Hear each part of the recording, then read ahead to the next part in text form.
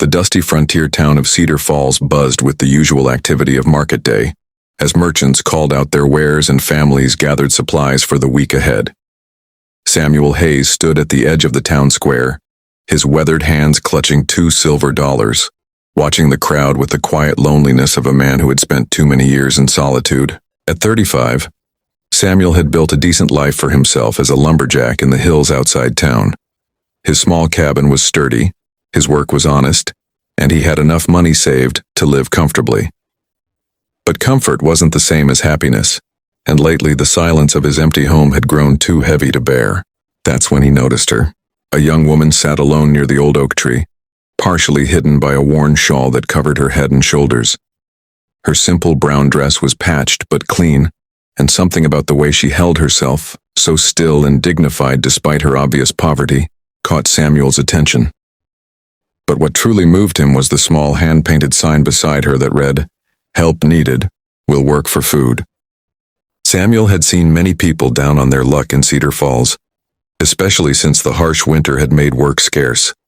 But there was something different about this woman, something that spoke to the loneliness in his own heart. Without overthinking it, Samuel approached her slowly, not wanting to startle her.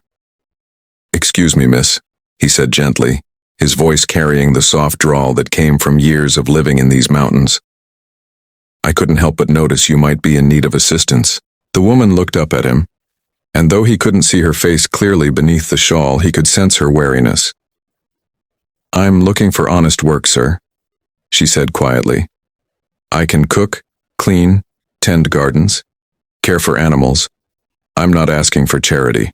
There was a dignity in her voice that impressed Samuel, and a strength that suggested someone who had faced hardship, but refused to let it break her spirit. "Well," Samuel said, shifting his weight nervously, "I happen to need help around my place. It's just a small cabin up in the hills, but there's always work to be done, and I'm not much of a cook." The woman was quiet for a long moment, clearly weighing her options. "What kind of arrangement are you proposing, sir?" "Room and board, fair wages, and respectful treatment," Samuel replied immediately. "I live alone, so there would be a separate room for you, and I give you my word as a gentleman that you'd be safe and treated with complete respect." Another pause, then she nodded slowly. "I accept your offer, Mr. Hayes, Samuel Hayes, and you are. I prefer to keep my name private for now, if that's acceptable. There are people I'd rather not find me." Samuel nodded, understanding that everyone had their reasons for privacy. "That's fine by me. Privacy is a valuable thing in these parts." As they walked together toward Samuel's wagon, he found himself stealing glances at his new companion. She moved with grace despite her obvious fatigue, and something about her presence made the dusty road feel less lonely than it had in years. The ride to Samuel's cabin took nearly an hour, winding through pine forests and alongside crystal-clear streams. During the journey, they talked quietly about practical matters, what kind of work needed doing, where she would sleep, how meals would be managed. But underneath the practical conversation, Samuel sensed a deeper story, pain that she wasn't ready to share. When they reached his modest log cabin, nestled in a clearing surrounded by towering pines, Samuel felt suddenly self-conscious about his simple home. "It's not much," he said apologetically, "but it's clean and warm." "It's beautiful," she said softly, and he could hear genuine appreciation in her voice. "You can see why God made this place so peaceful." Over the following weeks, Samuel's cabin was transformed. His mysterious housekeeper, who simply asked to be called Grace, brought order and warmth to spaces that had known only utilitarian functionality. She cooked meals that filled the cabin with wonderful aromas, tended a small garden with obvious skill, and somehow made the simple act of coming home at the end of a hard day feel like a gift.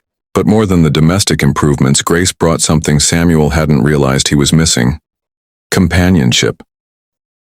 They would sit together in the evenings, she mending clothes or preparing vegetables while he whittled or read aloud from books he'd collected over the years.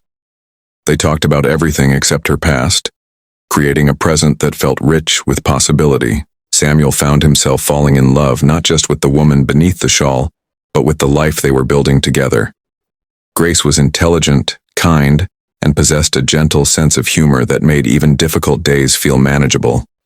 She never removed her head covering even when working around the cabin, but Samuel had stopped noticing. Her character had become more beautiful to him than any physical appearance could ever be. One evening, as autumn painted the mountains in brilliant colors, Samuel gathered his courage to speak the words that had been growing in his heart for weeks.